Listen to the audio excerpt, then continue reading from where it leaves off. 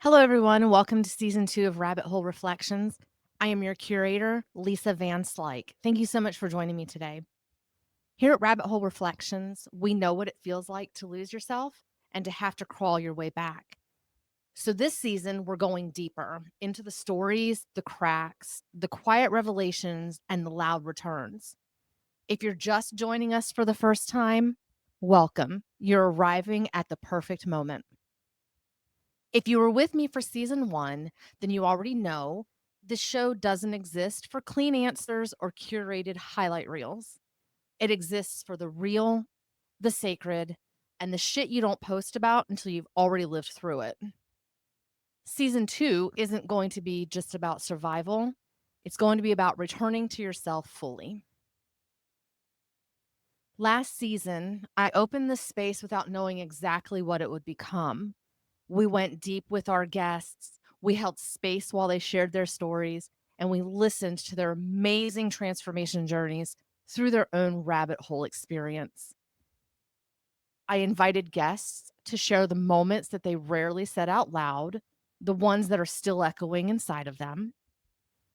All of the stories were sacred.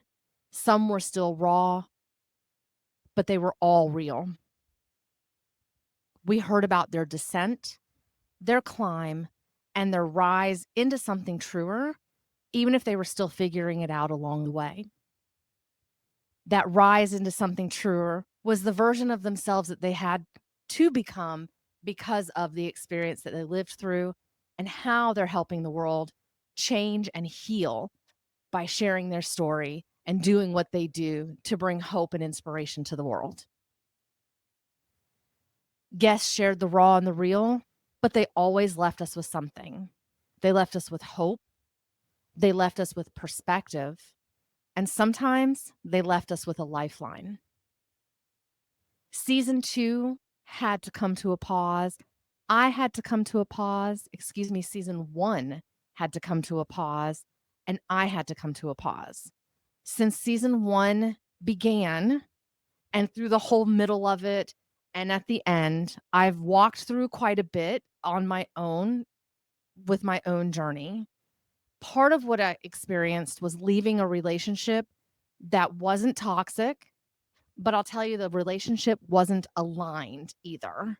What I mean by that was it was one of those relationships that was very soft and familiar. It was a nice, safe space to have and to go to, but it wasn't honest. It wasn't an honest relationship.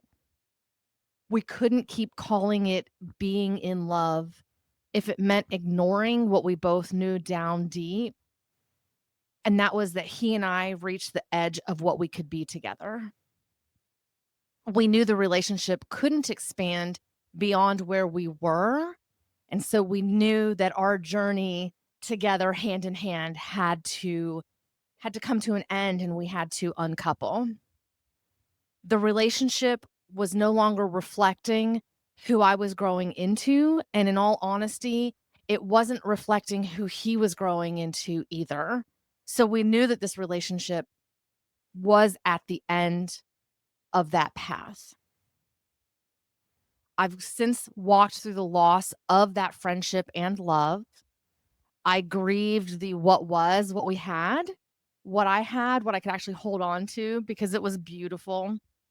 But I also grieved the what could have been, even even though I knew deep down inside I was lying to myself because it really couldn't have been. The things that we wanted were two different versions of the future life that we would have for ourselves. So it was something that we did have to end. During that process, the grieving process, I burned through what I thought I was supposed to be. Again, I found myself in a situation where I put myself on hold. I said, this is so beautiful. This is so wonderful. I'm just going to be this other version of Lisa, this other version that it's okay if certain things don't happen in my life or if I don't go in the direction that I want to go. There was a lot of compromise from both of us. And that was not necessarily a hard thing, but when you come out of something like that and you start looking at you don't know what you know until you know it, that hindsight is 2020 perspective, you just sit back and say, "Wow, that actually was a little more it was a little more compromise than I actually thought I would do." Now now that I've gone through that process, I'm finding myself sitting in the ashes of something I actually chose. I chose to uncouple with my partner. I chose the other version that I saw for myself that I just never allowed myself to step into, or that I was holding back for because this was a very safe and wonderful experience, but it, as I said, wasn't something that we could journey together. So I found myself sitting in the ashes of something that I actually chose. And while I was sitting in that space, while I was reflecting and figuring out the lessons that I needed to learn and figuring out why I yet again found myself in a very similar situation that I had in my past, something inside me cracked wide open. Just absolute profound truth of why I was repeating these patterns. I will probably share more of that as the time comes more into season 2. This space is a place for guests to bring their experiences to us and to help us on our own transformation journey. But as I said already, I am probably going to do a little bit more solo. And that healing is something that I think I will definitely share with the world. I just don't know when. So more will be coming on that part. But when that thing inside me cracked wide open, I received a download, and I call that download my soul contract. My soul contract is something I wrote for myself, but as I read it back and as I wanted to share the experience and hesitating on whether I should post this or where I should put it or how I should do it, I realized that it actually can speak to others. I know that this is something that I definitely it's my manifesto, and I'll definitely rely on this when I need to feel a little more empowered or feel my power more. I wrote it for me, but as I said, I found that it speaks to others. It speaks to those who knew it was time to go, but they stayed anyway. It speaks to the ones who didn't leave until they had nothing left but their truth. And it speaks to the woman who finally walked away. Soul contract is a promise to ourselves. It's a promise about what we no longer shrink for. And I didn't know it would become a compass, but it did. Part of what we do here at Rabbit Hole Reflections is we help point your compass in a more northerly direction through these shared stories of people's experiences, of my guests' experiences. So I would like to share my soul contract with you right now. Soul contract for the woman who survived. I will no longer feel guilty for the way I survived. I will no longer call ruin what was really a reckoning. I will no longer see shame where there was only instinct, a version of me doing her best to hold it all together with duct tape and prayers. I was not a failure. I was a fighter. And even if the story didn't unfold the way I hoped, even if the dreams were buried while I tried to survive inside someone else's version of my life, even if my children saw me in the moments I wish they hadn't, I believe that someday they'll know the quiet strength it took to survive, even when I seemed broken. So I forgive the story I told in silence between battles, the ones where I was the wreckage, not the warrior. And now I choose to let go of the story I told myself that I wrecked my life. What broke was never mine to keep. And from the sacred ache something new begins, not a return, but a becoming. What's rising now is something holy. I do not have to prove my worth with perfection. I only have to show up with truth, with tenderness, with everything that I am now. This is the part where I embody the woman I've always carried inside. This is the part where I become. So I make this promise. I will carry my story with reverence. I will tell the truth even when my voice shakes. I will look in the mirror and see a woman in the making, not a mistake.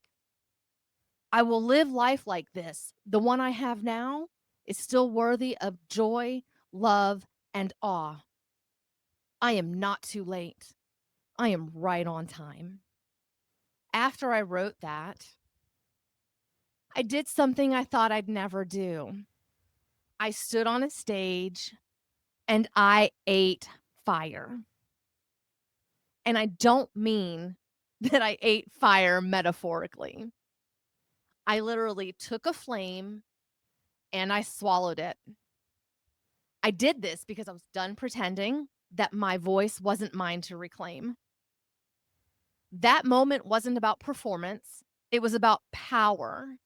It was about stepping back into my power and burning away the parts of me that I outgrew just to survive. That's when I knew deep down inside that I didn't need permission to speak. I needed fire.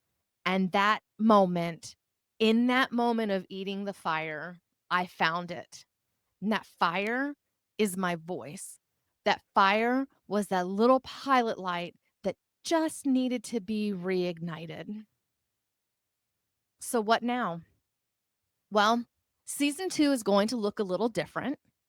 I'm not here just to hold space anymore. I'm here to ignite it.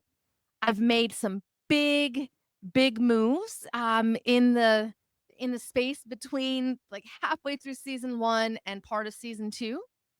I'm honored that I am actually featured on the week 1 cover of Digital Woman's Collective for the first week of June. The feature is now live. The article is raw, it's reflective, and it's rooted in everything I've walked through to get here. My book, Quieted Flames and Silent Sparks, is coming soon. It's the most honest thing I've ever written. It's part memoir, it's part reckoning, and it's all fire. I'm so excited that this is going to be on the shelves. I'm also collaborating with a fellow podcaster on a project featuring the voices of 111 women. We are amplifying our stories, telling our truth, and stepping into our power. I'll definitely drop more about this as soon as I have more details. And Rabbit Hole Reflections, well, this show is evolving as well. You'll still hear sacred conversations with guests, but you'll also get more solo episodes like this one, raw, reflective, and real. I didn't come back to season 2 just to podcast, and this is actually a revamp of Rabbit Hole Reflections from years ago and when I put it on pause. So I came back to help heal the world. I came back to have guests share their journeys, share their experiences, share their wisdom, their insights, their little nuggets with listeners. Because as I said before, when we share our stories, we not only heal ourselves a little bit more, but we help heal the world as well. And listeners can take something from these shared experiences of these guests. So I came back to burn shit down and to rebuild something holy. I'm so glad that y'all are here for that. Next week, I'll be sitting down with Kimberly Rush, author of Dare to Be Her. Trust me, you don't want to miss her story. It's a really good one. Make sure you're following the show wherever you listen.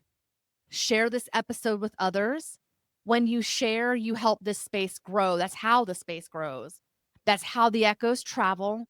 That's how the stories help heal the world. They travel through you, opening space for someone else who might need to hear this as well. That's how we build a world where stories don't get buried, They get witnessed, they get experienced, they get told, they get shared. You can find me on Instagram and TikTok at the Lisa V, and you can follow the show on Facebook at Rabbit Hole Reflections. Season 2 isn't just going to be about surviving the fall. It's about what happens after. It's about building something sacred from what you almost didn't come back from. And if no one's told you lately, you're not behind, you're returning.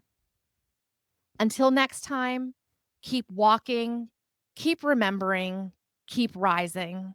And this season, do it on your own terms. I'm Lisa V, and this has been Rabbit Hole Reflections.